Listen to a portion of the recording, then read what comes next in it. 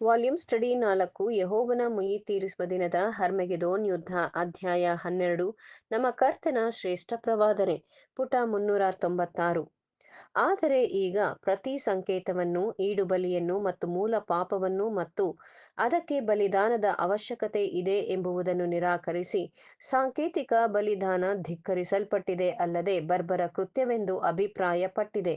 ಹೀಗಾಗಿ ಮಂಕಾಗುವ ಸುವಾರ್ತ ಸೂರ್ಯನ ಬೆಳಕು ಚಂದ್ರನ ಬೆಳಕನ್ನೂ ಸಹ ಕತ್ತಲಾಗಿ ಪರಿಣಮಿಸುವುದು.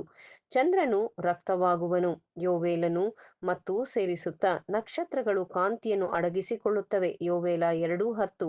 ಇದು ಸೂಚಿಸುವುದೇನೆಂದರೆ ಸುವಾರ್ತ ಬೆಳಕು ಮಂಕಾಗುವುದು ಹಾಗೂ ಆಜ್ಞೆಗಳನ್ನು ಅರ್ಥವಿಲ್ಲದವು ಮತ್ತು ಬರ್ಬರವಾದ ರಕ್ತದ ಕಾರ್ಯಕ್ರಮವೆಂದು ಪರಿಗಣಿಸಲಾಗುವುದು.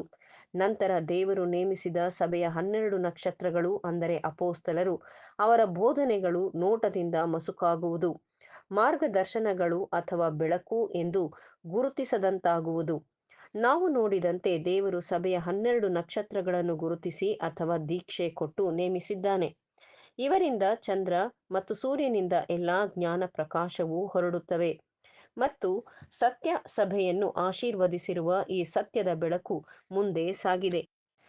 ಆದರೆ ಪೋಪನ ಪದ್ಧತಿಯು ಭೂಮಿಯ ಮೇಲೆ ಪಾದ್ರಿ ವರ್ಗದ ಪ್ರಭುತ್ವದ ಅಧಿಕಾರವನ್ನು ವಹಿಸಿಕೊಂಡು ಅನೇಕರನ್ನು ನಕ್ಷತ್ರಗಳು, ಬೆಳಕುಗಳು, ಅಧಿಕಾರಗಳು, ದೇವತಾ ಶಾಸ್ತ್ರಜ್ಞರು ಎಂಬುದಾಗಿ ನೇಮಿಸಿಕೊಂಡು ತನ್ನ ಆಕಾಶದಲ್ಲಿ ಇರಿಸಿಕೊಂಡಿದೆ ಮತ್ತು ಅನೇಕ ಪ್ರೊಟೆಸ್ಟೆಂಟ್ ಪಂಗಡಗಳು ಹಾಗೆಯೇ ಮಾಡಿದೆ.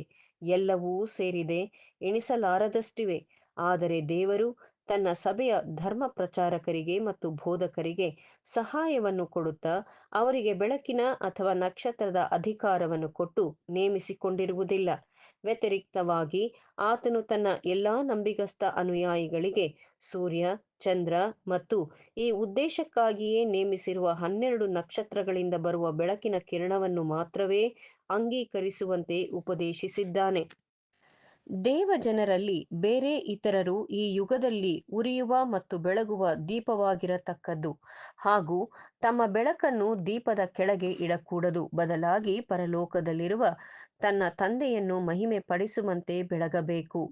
ಪದ ನಕ್ಷತ್ರವನ್ನು ಅಂದರೆ ಗ್ರೀಕ್ ಆಸ್ಟರ್ ಪ್ರಸ್ತುತ ಜೀವನದಲ್ಲಿ ಅಂದರೆ ಅಪೊಸ್ತಲರಲ್ಲದೆ ಹೊರತುಪಡಿಸಿ ಬೇರೆ ಯಾವ ನಂಬಿಗಸ್ತರಿಗೂ ಅವರನ್ನು ಕುರಿತು ಉಪಯೋಗಿಸಿರುವುದಿಲ್ಲ.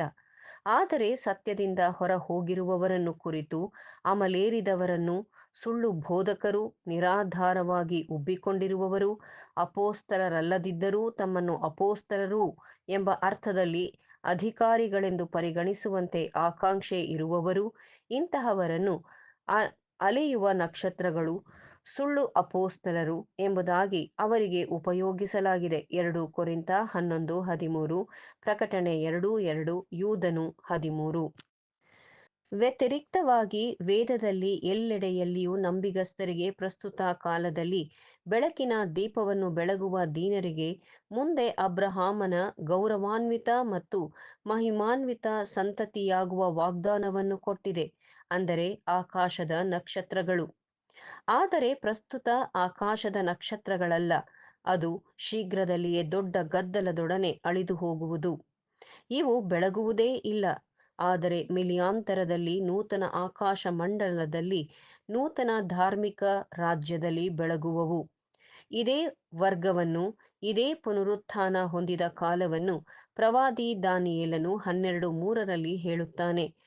ಜ್ಞಾನಿಗಳು ತೇಜೋಮಯವಾದ ಆಕಾಶ ಮಂಡಲದಂತೆ ಪ್ರಕಾಶಿಸುವರು, ಬಹು ಜನರನ್ನು ಸದ್ಧರ್ಮಿಗಳನ್ನಾಗಿ ಮಾಡುವವರು, ಯುಗಯುಗಾಂತರಗಳಲ್ಲಿಯೂ ನಕ್ಷತ್ರಗಳ ಹಾಗೆ ಹೊಳೆಯುವವರು. ಅಪೊಸ್ತಲನಾದ ಪೌಲನ ಪ್ರಥಮ ಪುನರುತ್ಥಾನದಲ್ಲಿ ಸಭೆಯ ಭವಿಷ್ಯದ ಮಹಿಮೆಯ ಬಗ್ಗೆ ಕೂಡ ಹೇಳುವವನಾಗಿದ್ದಾನೆ. ಅವರ ಮಹಿಮೆಯಲ್ಲಿ ವಿವಿಧತೆ ಇರುತ್ತದೆ, ಒಂದು ನಕ್ಷತ್ರಕ್ಕೂ ಮತ್ತೊಂದು ನಕ್ಷತ್ರಕ್ಕೂ ವ್ಯತ್ಯಾಸ ಉಂಟಷ್ಟೇ.